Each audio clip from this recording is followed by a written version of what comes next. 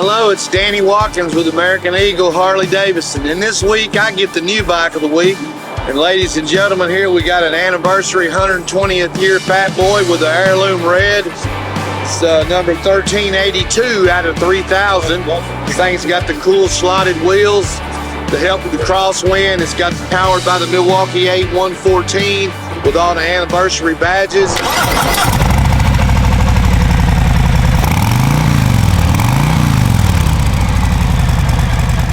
Folks, it's a really beautiful bike. It's got the big 240 tire on the rear. It's stamped and numbered like I was telling you, 1382. It's got cruise control as well. Hey, it's also got the adjustable on-the-fly suspension here. Again, it's the Heirloom Red two-tone. It's beautiful. Come down to American Eagle and check out all our huge selection of Harleys. It's really easy to get yourself one. Please come see Danny. Thank you.